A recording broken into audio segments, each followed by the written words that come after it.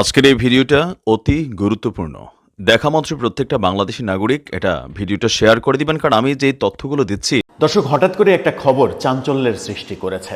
আমরা একাধিক গণমাধ্যমকে খবরটা করতে দেখেছি, আবার পরবর্তীতে খবরটা ডিলিট করতেও দেখেছি।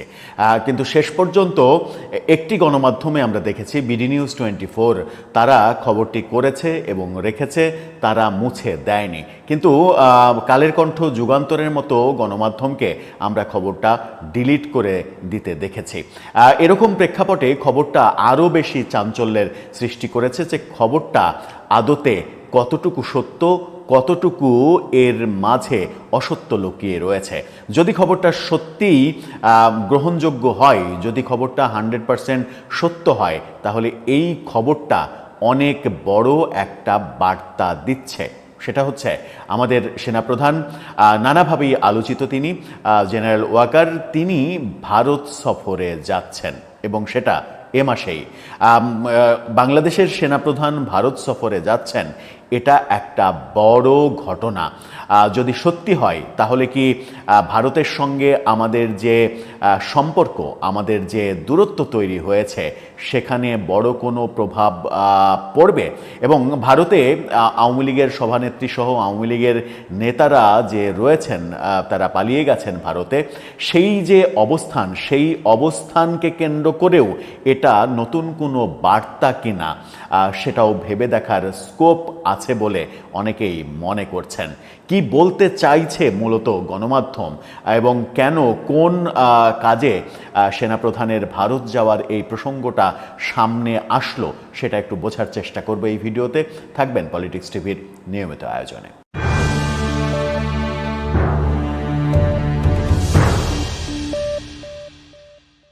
দর্শক, বলছিলাম একটি খবর, সেই খবরটা চাঞ্চল্যের সৃষ্টি করেছে, চাঞ্চল্যকর খবর।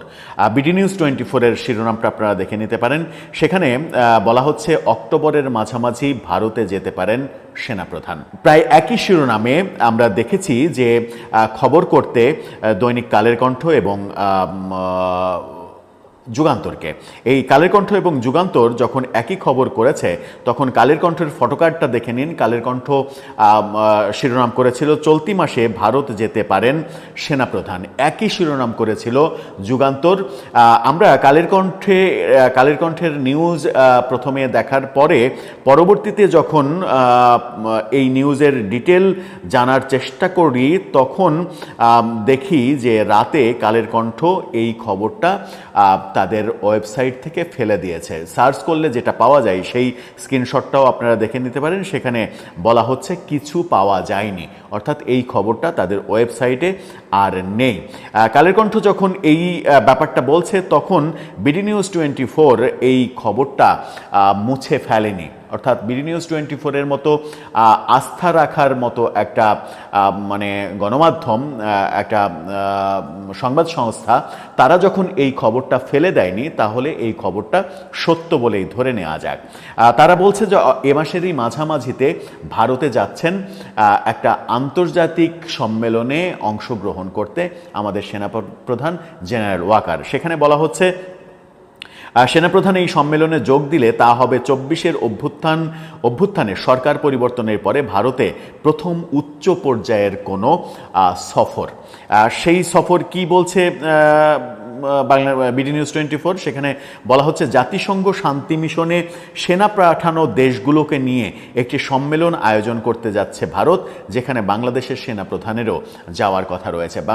জাতিসংঘের শান্তি মিশনে বাংলাদেশের ভূমিকা কিন্তু অনেক বড় ভূমিকা। সারা পৃথিবীতে 3 নম্বর দেশ, তৃতীয় সর্বোচ্চ সংখ্যক সদস্য জাতিসংঘ শান্তি মিশনে যায় বাংলাদেশ থেকে। রাজধানীর নয়াদিল্লিতে 14ই অক্টোবর 2 দিনের এই সম্মেলন শুরু হবে বলে ভারতীয় গণমাধ্যম স্টেটমেন্ট সেটা নিশ্চিত করেছে। সেনাপ্রধান এই সম্মেলনে যোগ দিলে তা হবে এই সরকার আসার পরে সবথেকে গুরুত্বপূর্ণ, ভারতের রাষ্ট্রের দিক থেকে সবথেকে গুরুত্বপূর্ণ একটা সফর। এ বিষয়ে জানতে চাইলে বাংলাদেশের আন্তঃবাহিনী জনসংযোগ অর্থাৎ আইএসপিআর থেকে জানানো হয়েছে যে এ বিষয়ে তাদের হাতে এখনো কোনো তথ্য নেই। সেনাপ্রধানের সফরের কোনো সূচি হলে সেটা জানিয়ে দেয়া হবে। অর্থাৎ আইএসপিআর থেকে ব্যাপারটা অস্বীকার করা হয়নি। বিডি নিউজ 24 আইএসপিআরকে প্রশ্ন করলে তারা বলেছে যে এখনও কোনো এ ব্যাপারে আপডেট তথ্য নেই, তবে সেটা হলে জানিয়ে দেয়া হবে। তার মানে আইএসপিআর থেকে অস্বীকার করা হয়নি। অস্বীকার করা হয়নি মানে এর সম্ভাবনা যথেষ্ট প্রবল। স্টেটমেন্ট কি বলছে? স্টেটমেন্ট বলছে সম্মেলনে 30টির বেশি দেশের সামরিক বাহিনীর শীর্ষ নেতৃত্ব এখানে অংশগ্রহণ করবে। 30টি দেশ থেকে আসবে সেনাপ্রধান কিংবা সেনা কর্মকর্তারা। এই সম্মেলনকে একটি অনন্য প্ল্যাটফর্ম হিসেবে মন্তব্য করেছেন ভারতীয় সেনাবাহিনীর উপপ্রধান লেফটেন্যান্ট জেনারেল রাকেশ কাপুর।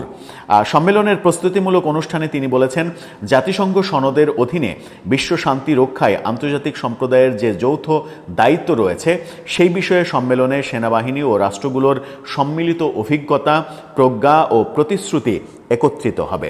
সম্মেলনে বাংলাদেশের পাশাপাশি Algeria, Armenia, Bhutan, Brazil, Burundi, Cambodia, Ivory Coast, Ethiopia, Fiji, France, Ghana, Indonesia, Italy, Kazakhstan, Kenya, Kyrgyzstan, Madagascar, Malaysia, Mongolia, Morocco, Nepal, Nigeria, Sri Lanka, Tanzania, Uganda, Uruguay, Vietnam, Rwanda, সেনেগালের সেনাপ্রধান সহ অনেকেই অংশগ্রহণ করার কথা রয়েছে। সম্মেলনে বিস্তারিত তুলে ধরে রাকেশ কাপুর, ভারতীয় সেনাবাহিনীর উপপ্রধান, তিনি বলেছেন, দুটি পূর্ণাঙ্গ অধিবেশন থাকবে। একটি হবে জাতিসংঘ শান্তিরক্ষা মিশনের টেকসই কার্যক্রমের সক্ষমতা বৃদ্ধি ও প্রয়োজনীয় রসদ সংগ্রহের ব্যাপারে। আরেকটি অধিবেশনে শান্তিরক্ষা কার্যক্রমের প্রযুক্তি ব্যবহারের নানা দিক তুলে ধরা হবে। জাতিসংঘের শান্তিরক্ষা মিশনের হিসাবে বর্তমানে বিভিন্ন দেশের 5,685 জন শান্তিরক্ষী নিয়োজিত রয়েছেন। শান্তিরক্ষী পাঠানোর দিক থেকে বাংলাদেশের অবস্থান এখন তৃতীয়। সবচেয়ে বেশি শান্তিরক্ষী রয়েছে নেপালের 6,039 জন। দ্বিতীয় স্থানে থাকা রুয়ান্ডার শান্তিরক্ষীর সংখ্যা 5,905 জন। বাংলাদেশের অবস্থান সেখানে তৃতীয়। বাংলাদেশ যখন তৃতীয় সর্বোচ্চ সংখ্যক বাহিনীর সদস্যদের শান্তিরক্ষা মিশনে পাঠায়, সেহেতু বাংলাদেশ এই ক্ষেত্রে খুবই ইম্পর্ট্যান্ট একটা দেশ এবং সেই কারণেই বাংলাদেশের সেনাপ্রধান এখানে যোগ দেওয়ার সম্ভাবনা রয়েছে। এখন আসি একটু পারিপার্শ্বিক আলোচনায়। সেই পারিপার্শ্বিক আলোচনায় ভারতীয় কিছু গণমাধ্যম বিগত কয়েকদিন থেকেই একটা খবর দেওয়ার চেষ্টা করছিল। সেটা হচ্ছে যে সাম্প্রতিক মালয়েশিয়াতে একটি আন্তর্জাতিক সেমিনারে, আন্তর্জাতিক সম্মেলনে আমাদের সেনাপ্রধান উপস্থিত ছিলেন এবং ভারতীয় সেনাপ্রধানও উপস্থিত ছিলেন। সেখানে নাকি বাংলাদেশের সেনাবাহিনীর সঙ্গে উপেন্দ্র দ্বিবেদীর বৈঠক হয়েছে, অর্থাৎ ভারতীয় সেনাপ্রধানের বৈঠক হয়েছে এবং নানা বিষয়ে রাজনৈতিক সেনা ব্যাপারে, সেনা সহযোগিতা, রাজনৈতিক ব্যাপারে, অনেক কিছু ব্যাপারে তাদের মধ্যে আলোচনা হয়েছে, এরকম দাবি করে আসছিল ভারতীয় সংবাদ মাধ্যমগুলো গত কয়েকদিন থেকে। কিন্তু আমরা সেগুলোকে খুব একটা গুরুত্ব দিইনি, কারণ ভারতীয় সংবাদ মাধ্যম বাংলাদেশের সেনাপ্রধান সম্পর্কে নানা সময় নানা রকমের চটকদার খবর এর আগে দিয়েছে। মনে হয়েছে যে এটাও এক ধরনের চটকদার খবর। এখন যখন বাংলাদেশের গণমাধ্যম এটাকে গুরুত্বপূর্ণ ভাবছে এবং আইএসপিআর থেকেও ব্যাপারটা অস্বীকার করা হয়নি এবং ভারতে যদি সেনাপ্রধান যান তাহলে একটু বোধহয় কানেক্ট করা যায় যে ভারতীয় সেনাপ্রধানের সঙ্গে তার হয়তো কোনো কথা হয়েছে, বৈঠক না হলেও তার হয়তো কোনো কথা হয়েছে হয়তো। এই যে সরকার আসলো, এই যে অন্তর্বর্তীকালীন সরকার, গত বছরের 5 আগস্ট শেখ হাসিনা সরকারের পতনের পরে এই সরকার আসার পরে বাংলাদেশে সবথেকে বেশি, ইতিহাসের সবথেকে বেশি ভারত বিদ্বেষী অবস্থানটা আমরা দেখেছি। সর্বশেষ যেটা জাতিসংঘ অধিবেশনে প্রফেসর ইউনূস গিয়েছেন, সেখানেও তিনি একটি অনুষ্ঠানে ভারতের সম্পর্কে মন্তব্য করেছেন, যেটা ভারতীয় গণমাধ্যম তুলে এনেছে। ভারত ওখান থেকে নানা ধরনের গুজব রটাচ্ছে, নানা ধরনের খবর, বাজে খবর রটাচ্ছে, মিথ্যা খবর রটাচ্ছে। ভারতে বসে থেকে শেখ হাসিনা নানা ধরনের ষড়যন্ত্র করছেন, ভারতীয় সরকার শেখ হাসিনাকে আশ্রয় দিয়ে সেগুলো মদত দিচ্ছে, এই ব্যাপারগুলো যেমন রয়েছে, তেমনি সেভেন সিস্টার্সকে নিয়েও আবারও কথা বলেছেন। এই অভিযোগগুলো ভারতীয় গণমাধ্যমে আমরা দেখেছি। সরকারের ভেতরেও বিভিন্ন সরকারের স্টেক হোল্ডাররা ভারতের বিরুদ্ধে বিভিন্ন ধরনের বক্তৃতা বিবৃতি আমরা করতে দেখেছি।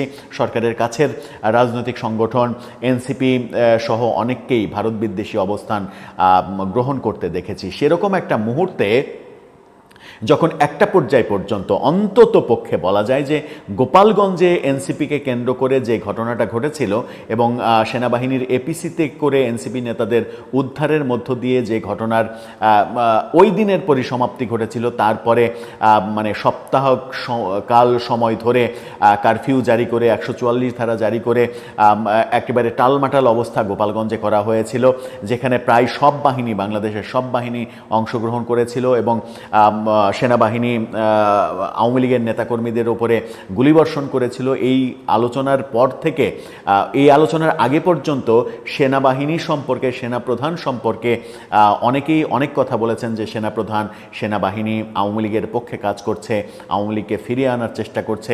কিন্তু গোপালগঞ্জের ওই ঘটনার পরে দৃশ্যপট চেঞ্জ হয়ে যায়।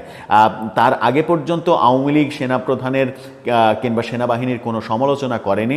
সেই ঘটনার পর থেকে এখন দেখছি যেটা হচ্ছে সেটা হচ্ছে যে আওয়ামী লীগও সেনাপ্রধান এবং সেনাবাহিনী সম্পর্কে তির্যক মন্তব্য করছে এবং কেউ কেউ অতি উৎসাহী হয়ে সেনাপ্রধানকে বিশ্বাসঘাতকতা করা, বেইমানি করা, এ ধরনের কথাও বলছেন।